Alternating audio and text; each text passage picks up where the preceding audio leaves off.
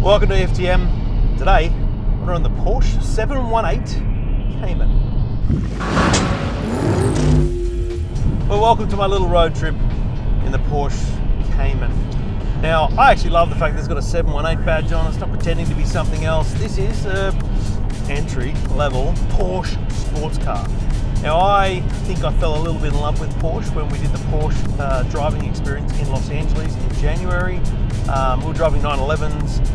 A lot of great stuff, a lot of learning there, a lot of fun, experiences to understand how a Porsche can be. But my coach or my driver at the time said to me, if you come back, just drive the 718. It's pretty much just as much fun, especially in that kind of closed circuit environment. Yeah, of course, a 911 is a much different car, especially on the track. But let's be honest, most Porsche owners are going to drive it on the roads. They're going to drive it from A to B. And hopefully you're going to get to take it on some sort of road trip like I have here. Long freeways and some beautiful country roads. It's beautiful. I mean, it is quintessentially a Porsche. There's nothing that doesn't make me feel like I'm in a Porsche here, because not only is the layout and the beauty of it, but the feel, the ride, the handling. The throttle response on this car is magnificent. The handling through the corners is sublime, and it really does feel like it's on rails. Which is magnificent. It's what you want when you're spending about 150 grand on a sports car. I saw one in the showroom that was about 150 drive away. This is a 137 plus drive away, and it's got a couple of options built in. They start at about 114, and then you add on the options from there.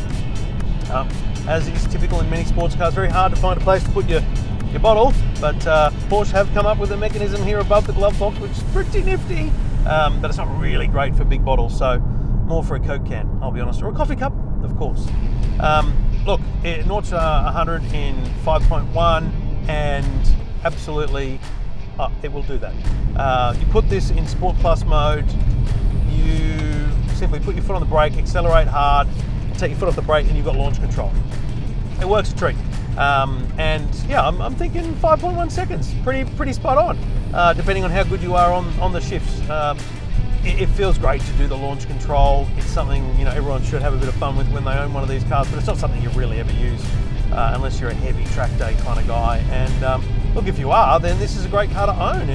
Take advantage of those Porsche experiences that happen at racetracks and different places. I've found this to be absolutely comfortable as a drive, and as I said, I've driven hundreds of kilometres into regional New South Wales, mainly on the freeway, and then a little bit of nice B roads, let's call them here, out in the New England suburbs on the way to my mum's pub. There's a couple of things that I think are worth pointing out about this. This Porsche PDK, I think they call it, gearbox, automatic gearbox, is excellent. It's their version of the dual clutch transmission. And one thing I noticed was if you're cruising along at say 80, now the idea of the transmission is that it's to auto select or be ready to select the next gear for you. Now what's interesting is, let's say I'm cruising along in 6th gear here, and I'm punching around just at 80, but I'm up to 100 zone. Assume I'm following someone I want to overtake. If I put my foot down, it immediately flicks into 2nd gear. Like, it knew that the next gear I was going to want was 2nd gear, because I'm cruising, I'm puttering along, doing 80. What gear would he want next? He's not on an acceleration curve, so he's probably not going to want 7th. He's happy in 6th, but maybe I'll have 2nd ready for him in case he wants to dart around someone. On that, I have to say, I may have found the most exciting button I've ever seen in a car. It is down here on the steering wheel. It's in the center of the dial that you switch your driving mode. So you've got sport mode, you've got normal mode, individual mode, and you've got Sport Plus mode, which obviously just turns on all the suspensions and the exhaust notes, everything you want gets turned on. I'm going to keep it in normal mode though, because that's pretty much how I drive. Normal, a nice, reasonably soft ride, all good.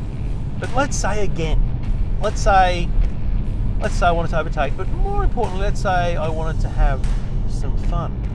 If I push this button here, sport response, 20 seconds, it's on. For 20 seconds, I've got a sporting response. So the throttle, the gearbox, all adapt in a sporting manner. So if I just had a couple of twisty curves I wanted to attack, you've got it. And the countdown just continues here. So I'm still in sport response mode. I could turn it off but I've got another 2 seconds of sport response, and then it goes back to normal mode for me.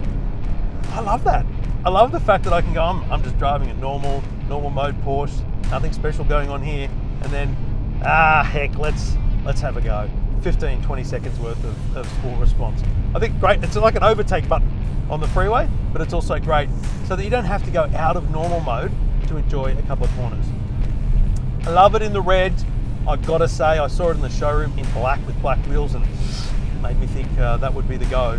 But maybe when the world's a different place, I could think about whether or not one day I could afford a $150,000 sports car.